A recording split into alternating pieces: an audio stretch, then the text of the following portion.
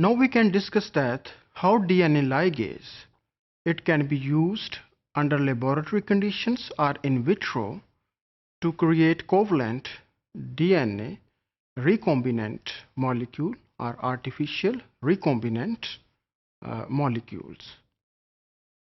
So the DNA fragments, either it is the vector DNA or the source DNA, if they have been digested with, for example, EcoR1, and EcoR1 we have the idea that it produces 5' single-stranded overhangs or sticky end. So how in vitro or in laboratory we can create recombinant DNA molecule by using DNA ligase. So when the DNA fragments that are having sticky ends that have been generated by the use of EcoR1, if they are mixed together, तो mixing के बाद due to complementarity between the ends of two DNA molecules, तो वो आपस में anneal करेंगे, join करेंगे, और joining के बाद जो nicks या gaps रह जाते हैं, how it can be bridged in vitro by using DNA ligase. DNA ligase, it works well at 37 degrees Celsius, that is at body temperature.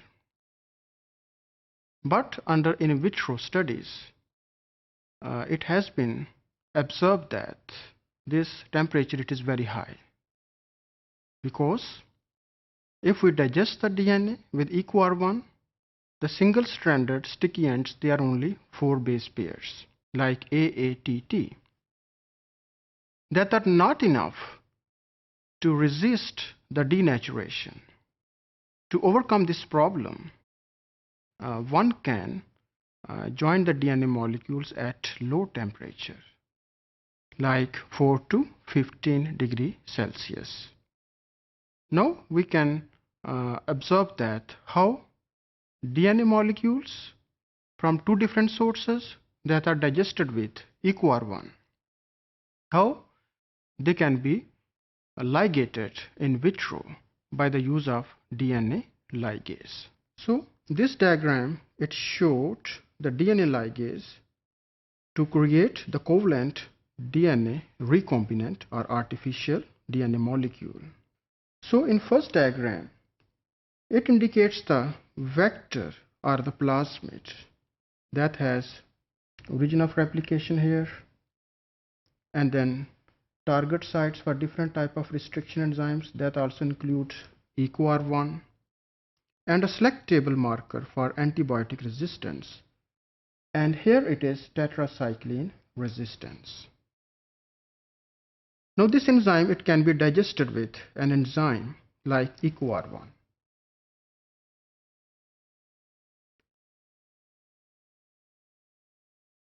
So that it will produce 5' single-stranded protruding or overhangs or unpaired bases like AATT. In second diagram, we have the foreign DNA or our gene of interest that we want to insert in the plasmid vector, and it is also digested with EcoR1. And this foreign DNA, it may also have different cleavage sites or target sites for different type of restriction enzymes, and of course it also contains site for the enzyme EcoR1.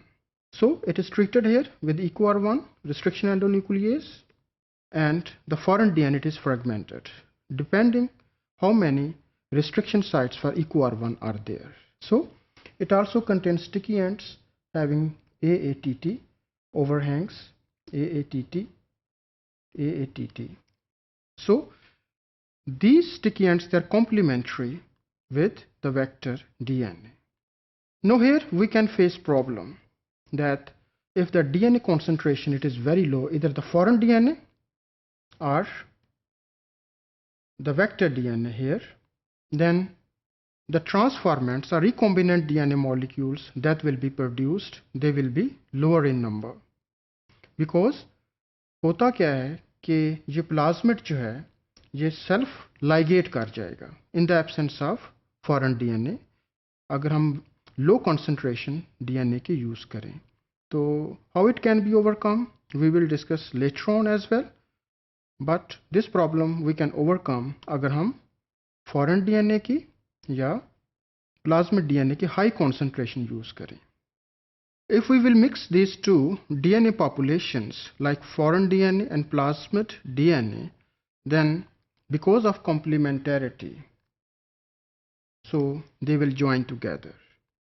But it also have nicks or gaps at some points like here and similarly here as well. Now how these gaps can be breached?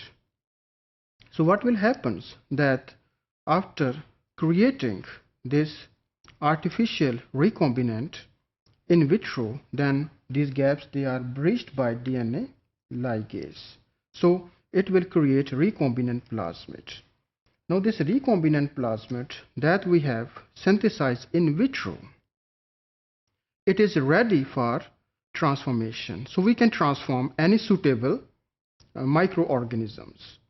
This plasmid, it contains a selectable marker which is tetracycline. So whenever we will introduce or transform the suitable host microorganism, we will grow microbe on those media that have tetracycline antibiotic. So only those microbes that are recombinant, they will be able to grow on that tetracycline medium.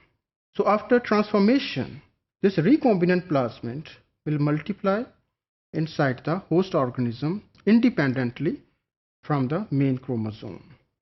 So we can produce number of copies of our recombinant molecule after introducing into suitable host organism.